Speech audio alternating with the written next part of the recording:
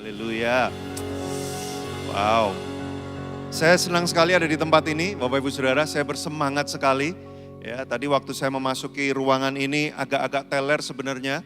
Tapi ketika Yemima berbicara, langsung saya terbangun deh ya. Luar biasa, saya senang dari openingnya, dari pujian penyembahannya. Dan saya menyukai energi dari Bapak Ibu Saudara ya, beribadah dengan penuh antusias. Bilang sama kiri kananmu, saya senang lihat kamu ada di tempat ini. 1, 2, 3 Bapak Ibu ya. Wow. Bapak Ibu Saudara, kekristenan itu tidak menjanjikan kehidupan yang mudah. Menjadi orang Kristen itu tidak berarti tiba-tiba hidup kita semuanya jadi mudah. Justru karena Tuhan tahu bahwa menjalani hidup di dunia ini tidak mudah, makanya Dia tidak mau meninggalkan kita sendirian. Ada ayat yang bunyinya bahwa Yesus berjanji, aku tidak akan membiarkan engkau seperti yatim piatu, tanpa siapa-siapa. Nah, tetapi Dia akan mengutus Roh Kudus karena Yesus naik ke surga menyiapkan tempat buat kita. Dia tidak bisa secara physically hadir lagi seperti waktu Dia hidup di dunia. Tapi Dia mengutus Roh Kudus supaya kita tidak yatim piatu, supaya kita tidak sendirian. Kenapa saudara? Karena Yesus tahu kita tidak bisa satu detik pun hidup tanpa Dia di dunia ini. Bukan tidak bisa dalam artian gini, bisa aku tanpa Tuhan, loh itu banyak orang di luar sana tanpa Tuhan. Hidup baik-baik aja, duit juga banyak-banyak aja. Bukan itu maksudnya Bapak Ibu. Maksudnya adalah kita tidak akan bisa hidup selaras berjalan dalam kebenaran hingga finishing well sampai di ujungnya nanti tetap berpegang pada iman kita. Kalau kita tanpa pertolongan Roh Kudus. Karena dunia ini sulit Bapak Ibu Saudara. Anda mungkin yang hidup udah agak lamaan dikit gitu ya. Udah berasa Bapak Ibu ya. Dulu waktu kecil kayaknya nggak banyak mikir, main aja. Saya kalau lihat anak saya ini ya, hidup enak sekali ya, bangun, main, makan, tidur, main, makan, tidur. Ya gitu aja terus diputer-puter. Ya, saya sampai berpikir, aduh gimana ya caranya balik lagi jadi anak-anak ya. Makin dewasa makin banyak yang dipikirin, makanya rambut saya makin habis, makin dewasa saudara ya. Tubuh ya segini-gini terus aja. Memang hidup ini tidak mudah, makanya kekristenan tidak pernah menjanjikan kehidupan di dunia yang mudah, tetapi Dia menjanjikan kehidupan di dunia yang diberikan kekuatan. Kenapa? Karena Roh Kudus menyertai kita. Nah, khotbah saya hari ini adalah terhubung dengan Roh Kudus karena kita membutuhkan Roh Kudus dalam hidup kita, Bapak Ibu Saudara. Tetapi problemnya adalah banyak orang sulit untuk mempercayai Roh Kudus. Kita hidup di dunia yang semakin modern, orang itu semakin sulit mempercayai ada dimensi-dimensi spiritual. Kita mungkin menilai segala sesuatu cenderung lebih kepada saya bisa lihat enggak, saya bisa hitung enggak, saya bisa pegang enggak, kalau enggak itu berarti enggak ada. Ya, banyak filsuf-filsuf orang-orang ya, terutama yang sangat meyakini dengan ilmu pengetahuan, mereka berpikir gini, kalau enggak bisa dicek pakai ilmu pengetahuan, berarti itu enggak ada.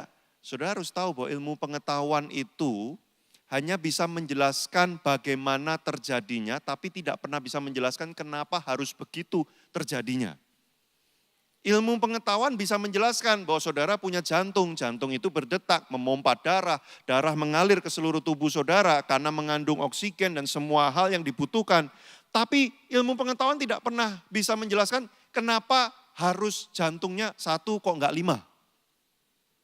Ya karena kalau 5 begini-begini, iya. Kan bisa sebenarnya dibikin desainnya supaya 5 dibagi rata gitu ya. Kenapa kok enggak gitu? Ya enggak tahu, itu memang udah dari sananya. Nah ilmu pengetahuan tidak bisa menjelaskan itu Bapak Ibu Saudara. Hanya karena ilmu pengetahuan tidak bisa menjelaskan Roh Kudus, bukan berarti Roh Kudus tidak ada. Nah kita tapi hidup di dunia yang menurunkan, mendegradasi kekristenan dan hal-hal rohani menjadi semua harus bisa dilihat dari ilmu pengetahuan, diukur, dihitung, kalau tidak ada, tidak bisa, berarti itu enggak ada tuh. Nah ini problem manusia modern. Makanya para psikolog-psikolog pada zaman dulu ya, orang-orang yang meneliti psikologi 200 tahun yang lalu. Mereka bukan orang Kristen, tapi mereka memprediksi bahwa manusia modern itu akan makin stres Bapak Ibu Saudara. Itu 200 tahun yang lalu loh. Dan sekarang beneran terjadi. Ya, mental health issue di mana-mana, psikiater, psikolog mulai laku banget. Ya. Kalau dulu zaman saya ya, saya waktu mau kuliah, saya mau kuliah psikologi. Kamu mau ngapain? Nanti kamu ketemu orang gila terus loh. Nanti lama-lama kamu jadi gila loh. Jangan ya ekonomi aja. Wah zaman saya dulu tuh itu Bapak Ibu Saudara. Kalau sekarang kamu jadi psikolog aja banyak orang gila. Ya. Tapi kamu jangan jadi gila makanya sekolah dulu. Ya. Wah laris sekarang semua pengen konseling. Kenapa? Manusia makin stres saudara. Saudara lihat gak sih orang sekarang tuh gampang banget marah dan kalau marah gaplokin orang gampang banget. Saudara lihat di jalan ya cuman lihat-lihatan aja. Apa lu? Wah do. Itu kan di Instagram, di media sosial kan banyak kayak gitu. Artinya apa? Manusia makin stres saudara. Kenapa manusia makin stres? Para psikolog 200 tahun yang lalu, orang-orang yang meneliti psikologi manusia, zaman dulu sebutannya belum psikolog. Tapi mereka bilang begini, waktu manusia makin menurunkan kesakralan hal-hal yang rohani, gak ada lagi yang sakral, semua bisa dihitung, semua bisa dianalisa, semua bisa diriset, gak ada lagi yang suci, gak ada lagi yang sakral. Justru disitulah manusia kehilangan ketenangan dalam jiwanya. Nah, itu problemnya saudara. Itu sebabnya kita sebagai orang Kristen, sekalipun hidup di dunia yang modern ini, saudara tidak boleh kehilangan keyakinan akan Roh Kudus di tengah-tengah kita. Karena itulah yang membuat kita bisa bertahan hidup di dunia yang semakin modern, semakin penuh keraguan-raguan, semakin penuh ketidakpastian. Menarik ya saudara ya. Manusia itu berusaha memastikan masa depan, benar nggak? Makanya mereka meneliti macam-macam, belajar macam-macam supaya bisa menghitung dan memastikan. Tapi makin kita tahu banyak hal, kita makin gelisah. Benar apa benar? Ya, dulu kita belum tahu apa-apa, udah santai aja, hajar aja. Begitu sekarang tiap buka media sosial, hati-hati ya kol tidak boleh digoreng. Waduh, selama ini saya makan kol digoreng terus. Itu beracun. Nasi jangan terlalu lama di rice cooker. Waduh, saya udah bertahun-tahun itu dicolokin terus aja rice cooker baik-baik aja. Ya, hati-hati makan sayur hijau. Hati-hati makan sayur putih. Lah terus makan sayur merah kali ya. Apa nih? Sudah ngerasa nggak sih? Makin banyak pengetahuan, kita setiap hari makin, ini boleh nggak? Ini gimana? Ini penuh kegelisahan. Padahal tujuannya tadinya makin banyak tahu supaya makin tenang kan? Tapi makin banyak tahu, saudara makin gelisah. Memang manusia itu tahu secukupnya saja. Jangan terlalu pengen tahu. Makanya yang kepo-kepo sering stres. Kemarin lebaran libur di mana ini? Waduh dia ke Jepang. Jadi stres kan? Karena Anda kepo, pengen tahu banyak hal yang seharusnya nggak usah tahu. Loh, 15-20 tahun yang lalu kan kita lebih tenang karena teman-teman kita liburan kemana kita nggak tahu. Ya kan, kita tenang aja karena kita di rumah, nggak kemana-mana, kita tenang. Sekarang, wah dia ke Eropa, wah dia ke Jepang, wah dia ke Antartika, wah dia keluar angkasa. Kita kok cuma di rumah aja, say. Kerja lebih keras, say. Cari duit lebih banyak. Pasangannya amsyong gitu saudara. Itu problemnya Bapak Ibu Saudara. Maka kita perlu mempercayai bahwa Roh Kudus itu bukan percaya, ya udah deh percaya. Bukan, kita yakin memang Roh Kudus ada dan dia menolong kita. Nah itu sebabnya kita perlu terhubung kepada Roh Kudus. Saya baru mau mulai khotbah nih sekarang nih. Tenang, saya orangnya jenisnya on time Bapak Ibu ya. Mau ngomong apapun selalu tepat pada waktunya selesainya ya. Boleh dimunculkan langsung poin yang pertama ya. Nah ini lewat. Ya poin pertama, Bapak Ibu ada 373 poin yang saya khotbahkan hari ini. Tapi karena Anda ketawanya nggak enak, ya udah 3 aja. Poin pertama, tanda bahwa Kristus hidup dalam diri kita adalah buah-buah roh. Kita butuh Kristus tinggal dalam diri kita. Nah karena Kristus sudah naik ke surga, dia mengutus Roh Kudus, maka kita butuh Roh Kudus tinggal dalam diri kita. Kristus diwakili dalam Roh Kudus tinggal dalam diri kita. Kalau saudara mau memiliki Roh Kudus, saudara harus menerima Kristus sebagai Tuhan, maka Roh Kudus akan diberikan tinggal dalam diri kita. Saudara, bedanya perjanjian lama dengan perjanjian baru itu apa? Perjanjian lama ada Roh Kudus gak? Ada. Tapi orang yang hidup di perjanjian lama belum mengenal nama Roh Kudus, mereka taunya Roh Allah. Ya, tapi itu sama, Roh Kudus. Bedanya kalau di perjanjian lama, Roh Kudus itu cuma mampir, saudara. Makanya dari Saul diambil, dipindahkan ke Daud. Cuman mampir, kalau orang Jawa bilang menclok. Ya. Nah kalau zaman dulu tidak semua itu dipenuhi oleh Roh Kudus. Hanya orang-orang yang dipilih oleh Allah, maka Roh Allah tinggal di dalam dirinya, makanya dia berkuasa. Tapi kita yang hidup di perjanjian baru dikatakan Roh Kudus tinggal di dalam semua hati orang yang percaya. Nah, kalau Anda hari ini percaya bahwa Yesus itu Tuhan, Anda mau menerima Dia sebagai juru selamat, Roh Kudus langsung pada detik itu juga tinggal dalam diri kita. Nah, ketika Roh Kudus tinggal dalam diri kita, akibatnya apa saudara? Kita menghasilkan buah. Nah, ini ayatnya bagus sekali, kita baca ya ayatnya ya. Akulah pokok anggur dan kamulah ranting-rantingnya. Barang siapa tinggal di dalam aku dan aku di dalam dia, akibatnya apa saudara? Ia berbuah banyak. Buah-buah Roh Kudus itu terjadi karena Kristus dan Roh Kudus tinggal dalam diri kita, maka akibatnya berbuat banyak. Nah, kalimat berikutnya bagus. Sebab di luar aku kamu tidak dapat berbuat apa-apa. Enggak tuh, yang di luar Tuhan berbuat banyak hal tuh. Enggak bisa berbuat apa-apa, enggak gitu tuh. Maksudnya gini Bapak Ibu, tanpa Kristus kita tidak akan bisa menghasilkan buah-buah roh. Kita masih bisa kerja, kita masih bisa menghasilkan uang, kita masih bisa lakukan banyak hal, tapi kita akan sulit untuk menghasilkan buah roh. Ya enggak apa-apa lah Pak, yang penting saya dapat duit, enggak menghasilkan buah roh, ya enggak apa-apa. Lah itu, kalau ada orang Kristen yang mikirnya kayak gitu, itu mengerikan. Berarti dia hidup untuk dunia, bukan hidup untuk Tuhan. Sudah banyak loh hari-hari ini orang Kristen tuh begini. Hidupnya untuk dunia, tapi dia minta pertolongan kuasa Tuhan, bantuin saya dong supaya saya sukses hidup di dunia ini. Ya, saya mau mencapai ini. Ayolah Roh Kudus tolong saya dong. Orientasi hidupnya di dunia, menggunakan kerohanian hanya sebagai alat supaya dia mencapai kesuksesan dunia. Itu banyak tuh orang Kristen kayak gitu. Makanya kalau doa apa? Pindahkan harta orang fasik ke rekeningku Tuhan sekarang Tuhan. Saya tuh mau nanya, itu harta orang fasik kan segitu banyak ya. Kalau pindah ke rekening saudara, saudara mau ngapain? Ya saya mau jalan-jalan keliling pensiun dan sebagainya. Pantesan gak dipindah-pindahin. Kalau Anda bilang, iya saya mau menginjil, saya mau inilah, kemungkinan bisa dipindahin. Lah banyak orang kenapa? Orientasinya kesuksesan dunia. Tapi mau pakai kuasa rohani, ya nggak mau lah. Saudara, Roh Kudus itu hanya bekerja kalau hidup kita dipakai untuk melayani Tuhan. Loh kalau dipakai untuk melayani dunia, ngapain Roh Kudus capek-capek? Nggak mau lah saudara. Nah yang benar apa? Orang Kristen harusnya hidup orientasinya untuk kehendak Allah.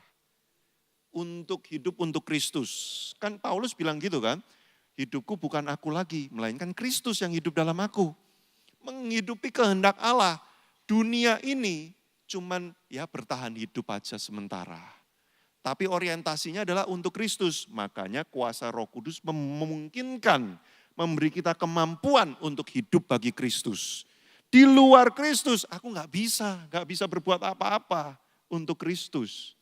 Kalau untuk dunia, justru di luar Kristus kamu akan makin berbuat banyak untuk di dunia. Untuk dunia. Wah, apakah artinya saya nggak boleh kerja lagi, ya saya jadi pendeta. Jangan jadi pendeta semua. Nanti jemaatnya siapa? Ya, gembala semua. Bukan gitu maksudnya Bapak Ibu Saudara. Anda terus bekerja ke pekerjaan Anda. Anda menghidupi hidup Anda, tapi orientasinya kehendak Allah apa untuk pekerjaanku? Kenapa Tuhan titipkan aku bisnis ini? Kenapa Tuhan kasih aku kemampuan berbicara sangat fluent, kayak Yemima tadi. Dari awal sampai akhir, tak pernah henti. Luar biasa. Loh, enggak semua orang bisa gitu loh. Saudara jangan bilang gini lah, alah bisanya ngomong doang. Coba khotbah di sini. Ngomong itu enggak doang loh saudara. Ya rambut saya habis demi supaya bisa ngomong enggak doang begini saudara. Ya. Ada orang memang dititipkan kemampuan untuk bisa begitu. Ada orang dititipkan kemampuan setiap ketemu orang tuh bisa ngobrol cepet, terus orang berasa enak sama dia. Nah saudara harus bertanya, kenapa Tuhan kau berikan itu buat saya? Kehendakmu apa? Tuhan ingin melakukan kehendak apa dengan semua yang saya miliki? Dengan bisnis saya, pekerjaan saya, keahlian saya, keluarga saya, pernikahan saya, uang saya. Kok Tuhan titipkan? Maaf, tidak semua orang dititipkan uang dalam jumlah amat sangat banyak. Tidak semua orang. Ada orang-orang tertentu yang memang dapat privilege dari Tuhan, dia kayak punya kemampuan aja, bisa menghasilkan uang sangat banyak dibandingkan orang pada umumnya. Saudara harus bertanya, untuk apa Tuhan titipkan itu? Bukan untuk melayani dunia, tapi untuk melayani Tuhan. Nah, Roh Kudus akan menolong saudara untuk bisa melakukan kehendak Allah. Di luar Kristus, saudara nggak bisa. Saudara akan berujung jatuhnya melayani dunia lagi. Hidup untuk dunia lagi. Nah, makanya Bapak Ibu Saudara, berbuah banyak. Itu kalau Kristus tinggal dalam diri kita. Nah, poin kedua. Saya akan lebih masuk lagi kepada buahnya, buah Roh Kudus. Poin kedua, buah Roh Kudus bukanlah kualitas karakter hasil manusia, hasil usaha manusia. Sudah pernah dengar buah Roh Kudus yang 9 itu? Ya, sukacita, damai sejahtera dan seterusnya itu. Nah, itu bukan hasil usaha kita, Bapak Ibu Saudara. Salah satu ciri-ciri orang yang Roh Kudus tinggal dalam dirinya, dia terkoneksi, terhubung dengan Roh Kudus, akan mengalir buah-buah Roh Kudus dari dalam dirinya. Ada kasih, ada sukacita, ada damai sejahtera, ada kesabaran dan seterusnya. Tapi itu bukan hasil usaha manusia. Banyak orang Kristen mendapat pengajar, wah kita harus sabar ya. Lalu kemudian dia mengusahakan supaya dia sabar. Susah nggak Bapak Ibu menjadi sabar? Di tengah dunia yang seperti ini, sabar itu susah. Makanya kalau kirim WhatsApp pengennya langsung dibales kan? Udah centang biru, kok nggak dibales? Langsung ngamuk-ngamuk, left group. Wah ya. Yang ketawa tahu maksud saya. Itu di dunia pelayanan banyak terjadi. Ya. Gimana kalau Natal tahun ini kita pakai kostum Hanoman? Nggak ada yang bales lah. Semua bukan nggak mau bales, semua berdoa dulu minta hikmat balesnya gimana. Jadi nggak langsung reply gitu kan. Nah tapi kan bisa dilihat infonya siapa aja yang udah lihat, siapa aja yang udah baca. Yang tahu WhatsApp kan tahu ya. Pastor Arief udah baca. Pastor Daniel udah baca, semua pemimpin udah baca, tapi diam tanpa suara. Saya dikacangin. Padahal saya udah melayani lama di gereja ini. Pengennya kan cepet-cepet dibales. Nggak bisa sabar gitu kan. Langsung habis itu tulis, kalau pendapat saya sudah tidak berarti lagi di gereja GSJA Bethlehem ini. Saya pamit undur diri sekarang. Left, ceng. Wah, Pastor Arief telepon, kenapa bro? Jangan live dulu bro. Aku sudah tidak dihargai di gereja ini. Nah.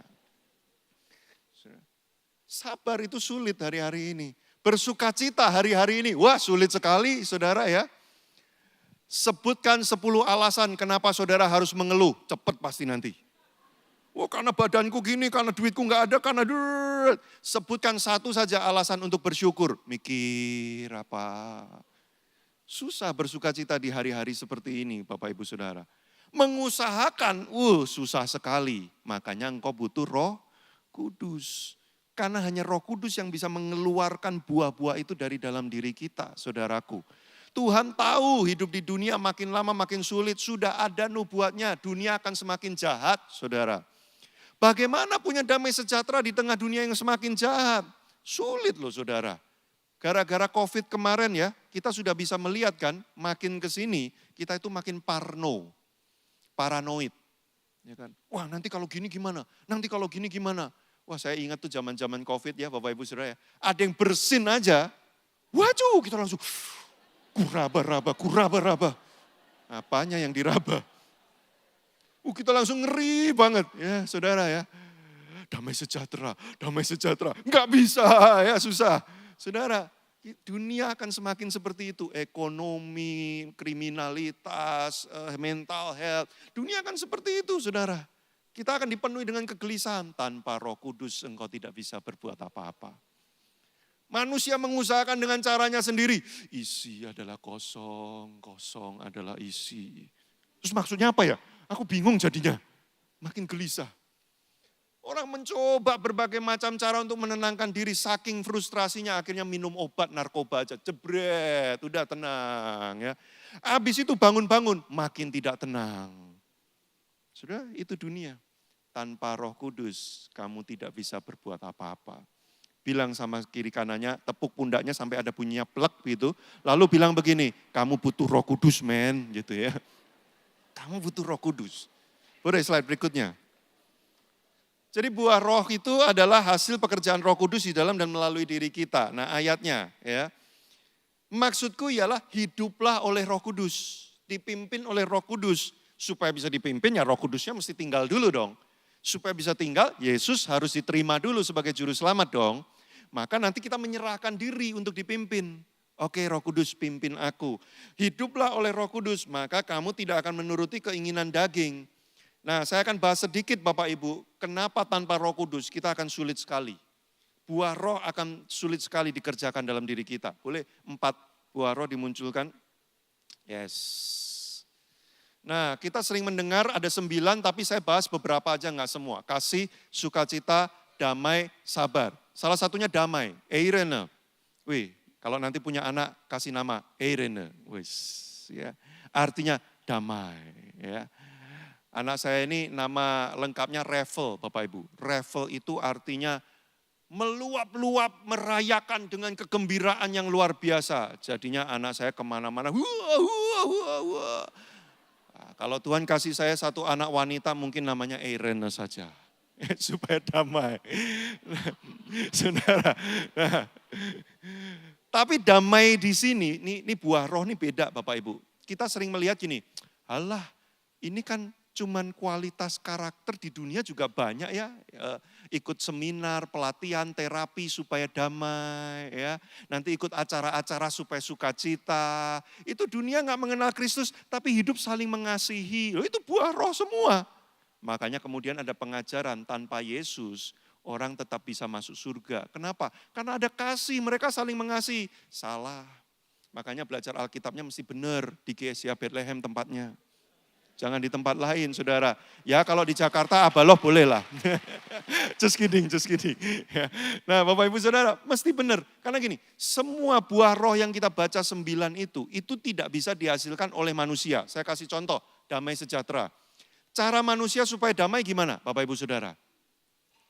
Bangun rumah yang aman, security 24 jam, bodyguard, sewa, lulusan FBI semua, ya kan, tinggal di perumahan yang elit, klaster, sangat aman sekali, maka jiwaku tenang. Kan gitu ya, caranya kan.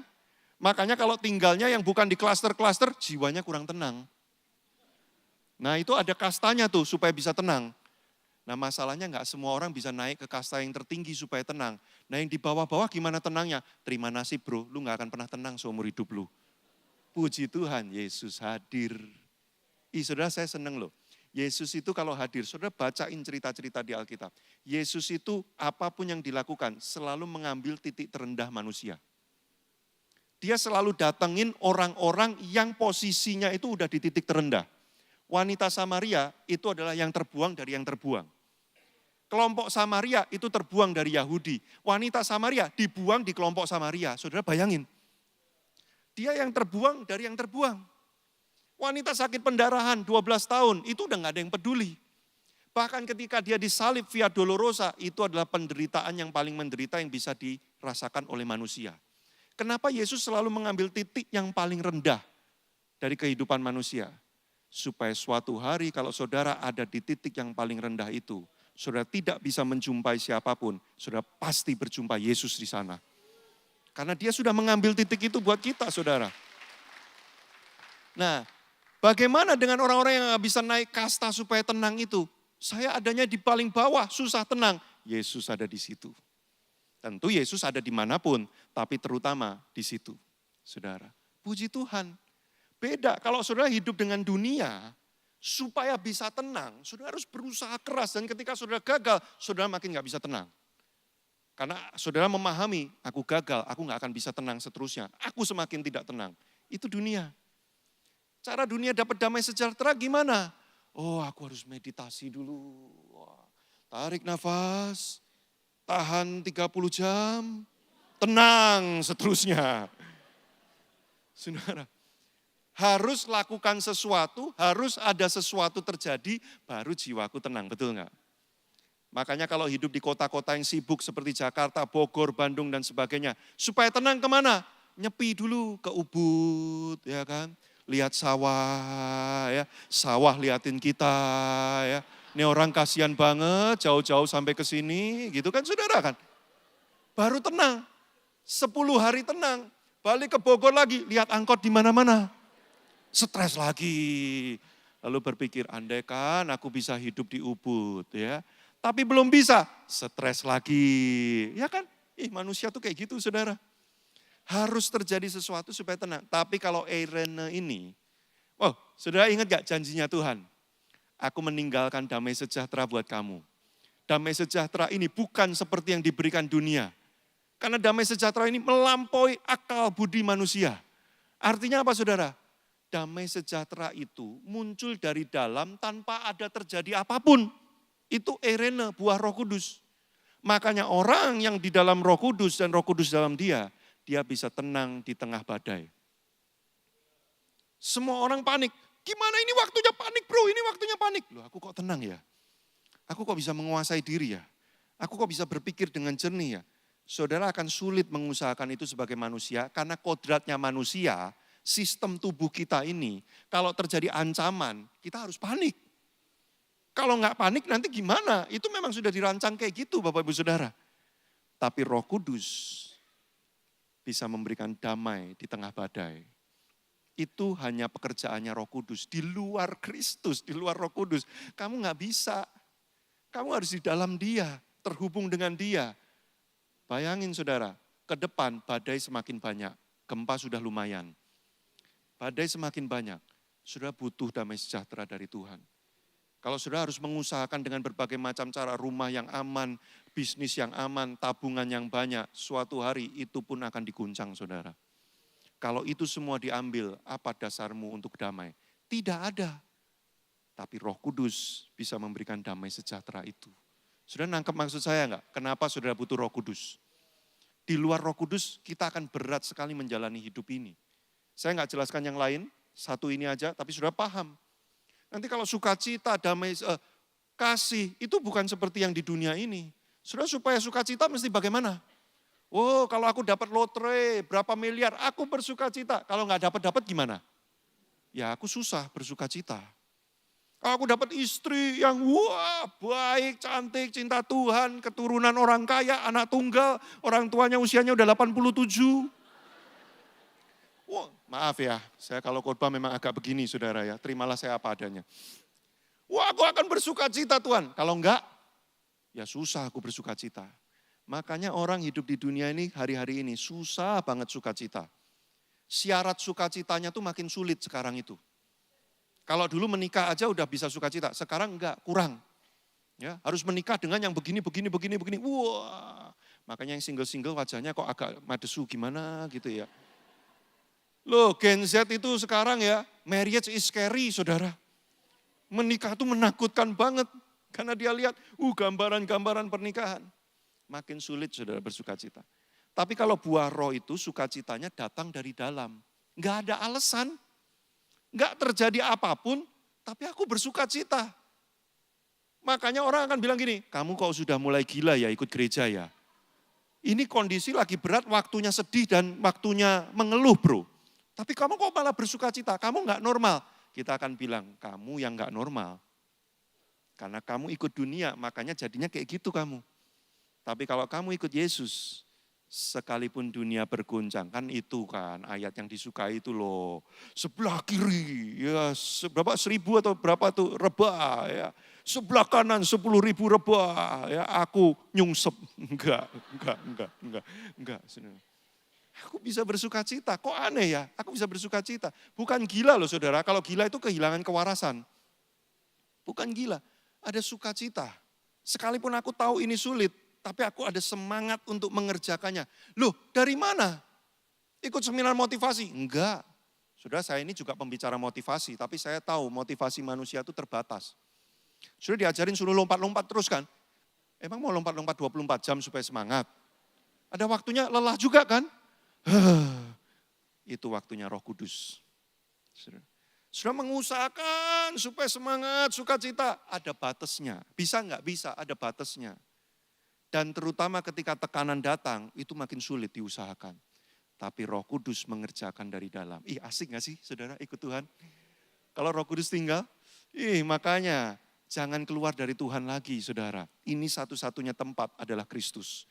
Untuk saudara bertahan hidup, bahkan menjadi pemenang untuk kehidupan ini.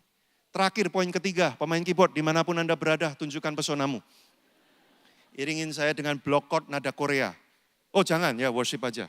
Ya, poin ketiga.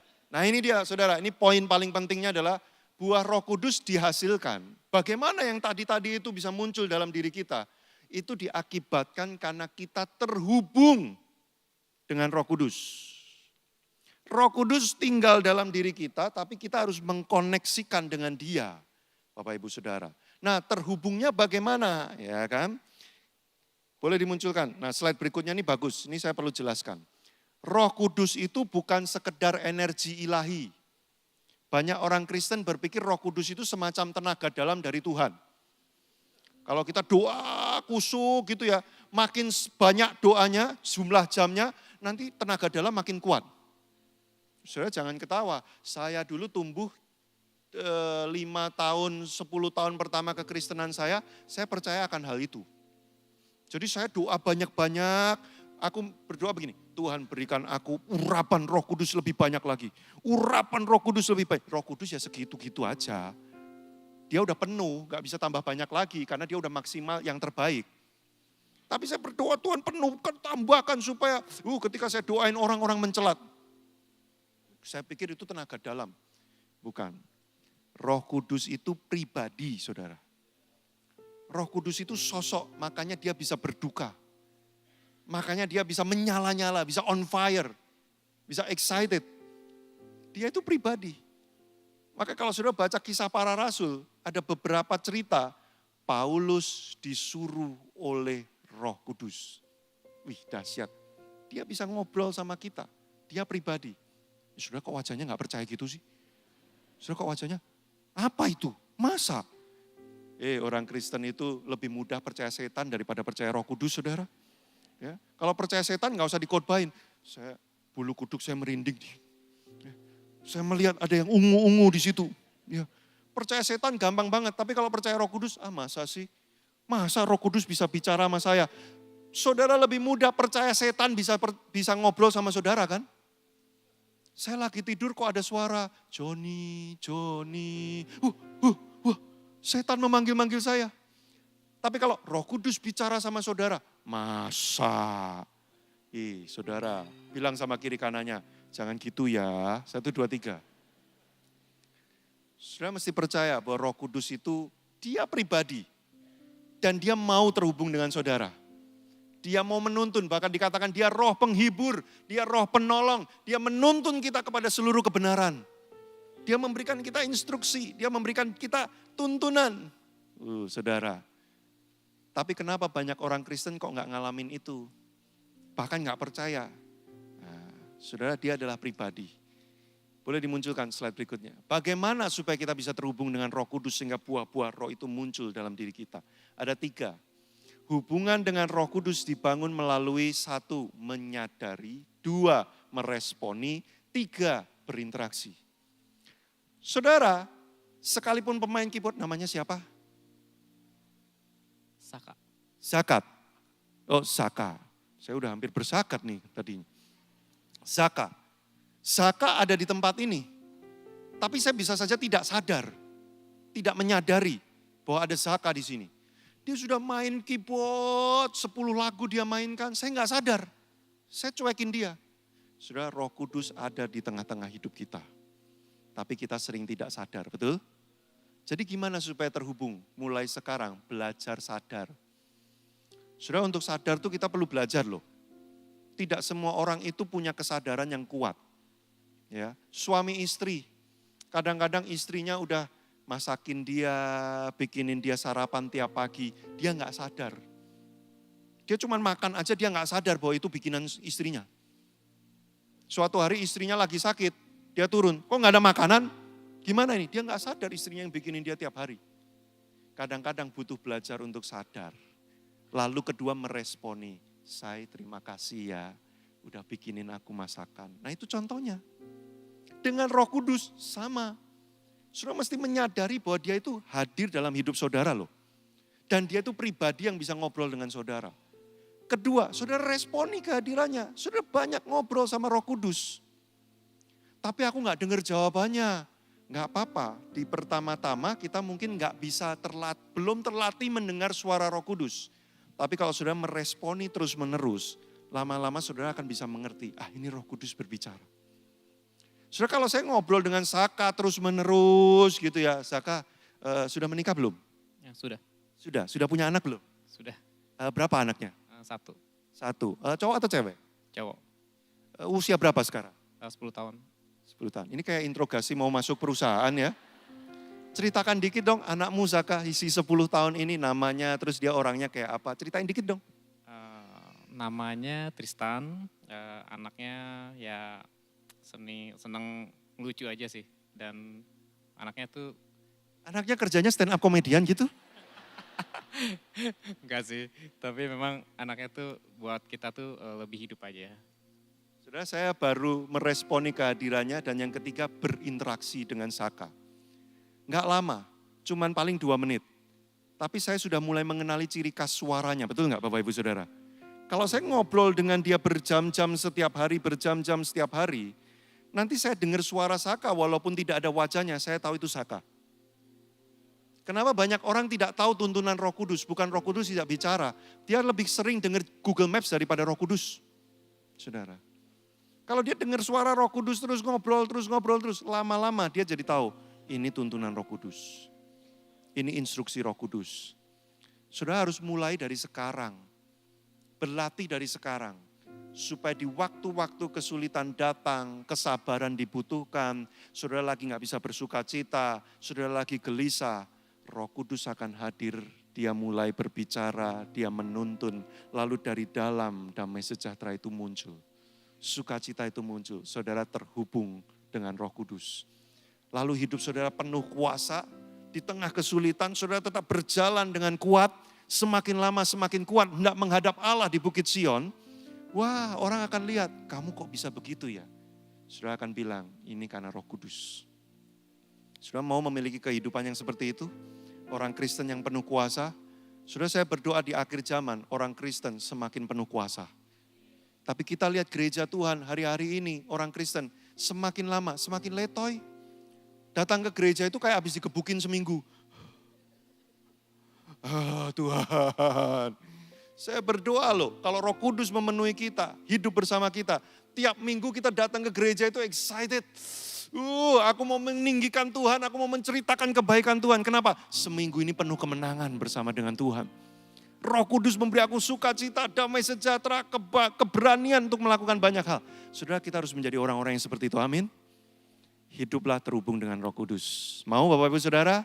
Syaratnya simple, terima Yesus sebagai Tuhan. Buat Bapak Ibu yang belum menerima Yesus sebagai Tuhan, pagi hari ini jangan ragu lagi. Kapan lagi saudara ketemu pengkhotbah sengganteng ini?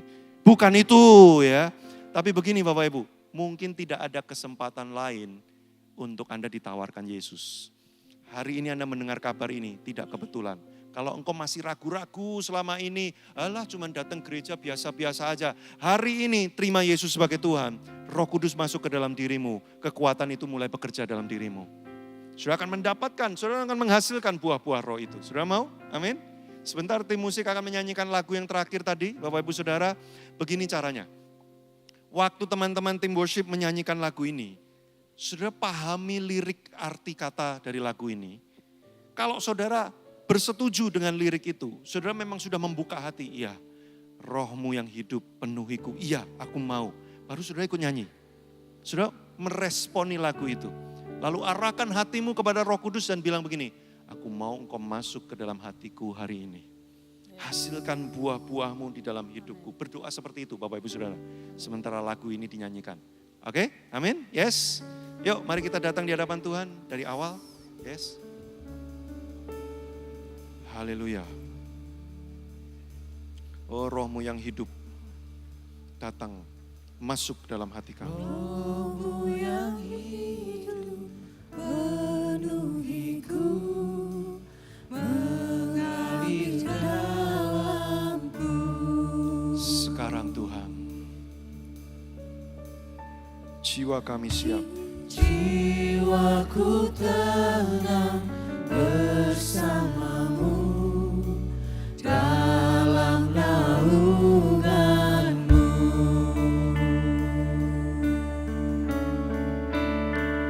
Ku buka hati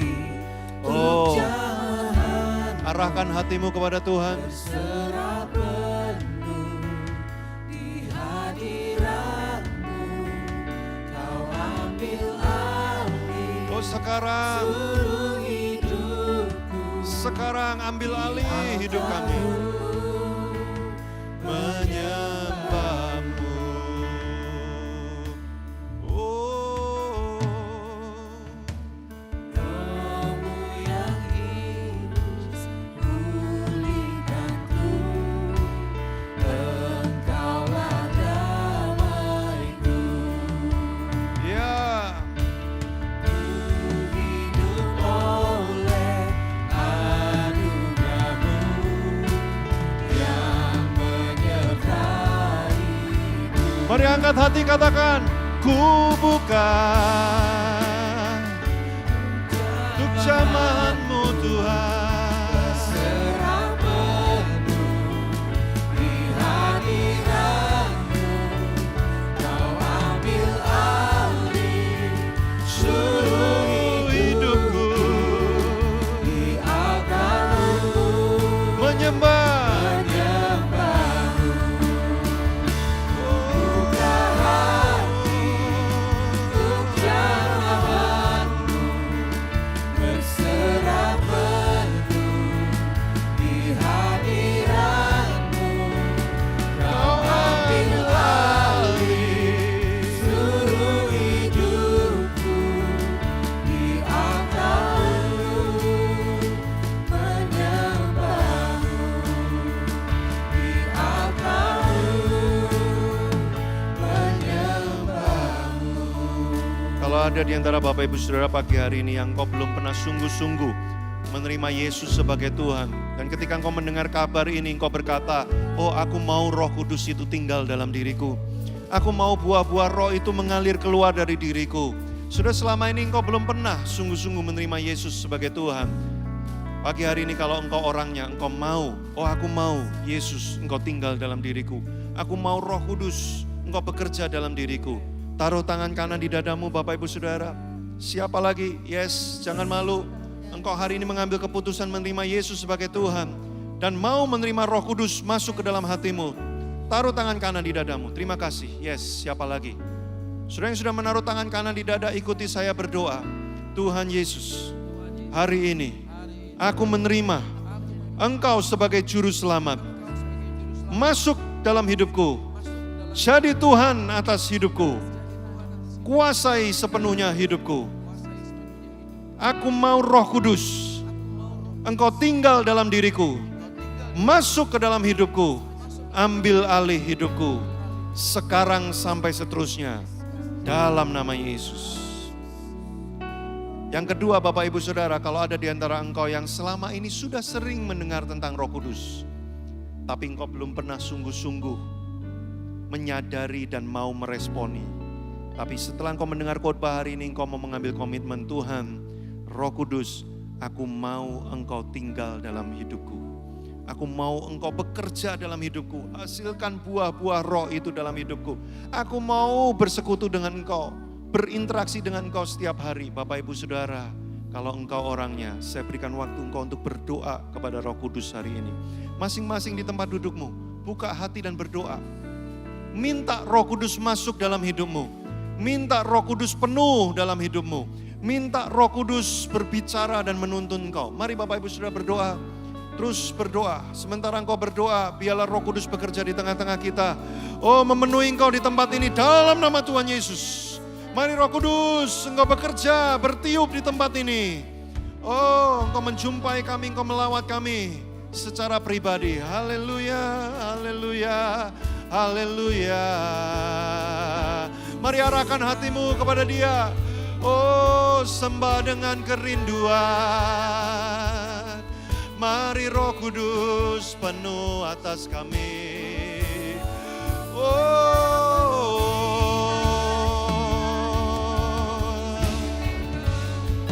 haleluya.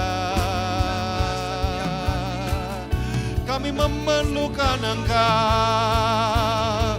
Berbicaralah bagi kami Roh Kudus. Oh, ambil alih, ambil alih, ambil alih. sukacita, damai sejahtera mengalir dalam hati kami. Roh Kudus memenuhi kami. Oh ya, oh ya, oh ya, oh ya. Haleluya.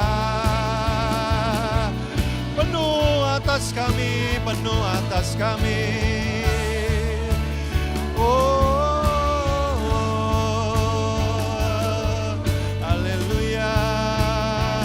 Ku buka hati, oh ya Tuhan, ku buka hati untuk jamahan-Mu.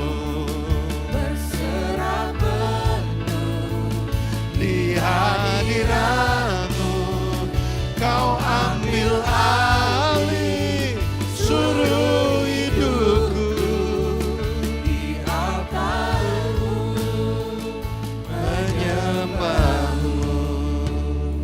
Kami serahkan hidup kami ke dalam tangan-Mu mulai hari ini. Roh Kudus, Engkau penuntun kami. Kami mau mengikuti Engkau. Kami berserah sepenuhnya kepadamu.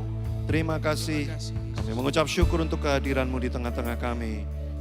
Biarlah firman ini ditumbuhkan oleh kuasa Roh Kudus, berbuah-buah sampai 100 kali lipat. Dalam nama Yesus kami mengucap syukur. Haleluya. Amin.